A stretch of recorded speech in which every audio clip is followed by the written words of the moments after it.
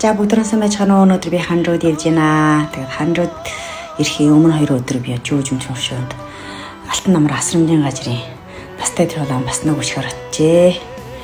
Тэгэд өн удаа бол одоо ариун гой бүсгүйчүүл шрэгэдүүд намайг тосч авчээ.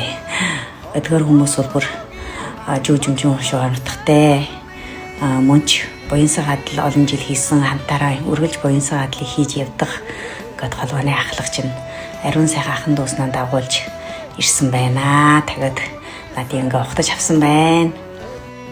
Жаан дотор бас 70 гарсан 2 настан бас надыг бүтэн өдөр хүлээгээ сууж байсан.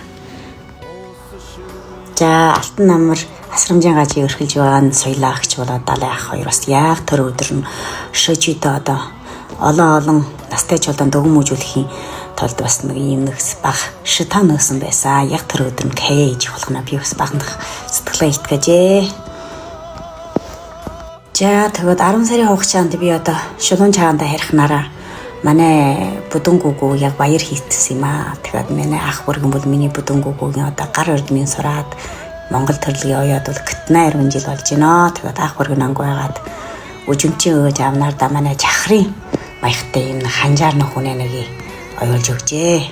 Манай бүргэн над сонгож өгсөн леорн штэ одоо индүүнэ торог гинэ. Тэгээд ийм торгон söмөрхгүй бас тэгээд амархан үрчигээд бас авчиж мавчгүйгээд тэгээд аауд нь бүр чинкэр өнгийг сонгоод өөжүүд нь би одоо ногоон өнгийг сонгожээ. Үжимчин аав ээжийн буйны хэмжээгийн бүгдийг сайхан авчгаад манай ах бүргэн төгсөн.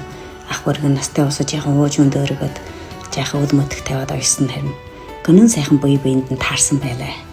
Та бүгдөө баяр хөөртэй. Доо дуулдган доо дуулаад надыг одоо ганжиг дүүргэн харж ирээ гэд бүгдөө сайхан өрөөлөө өгсөн байна.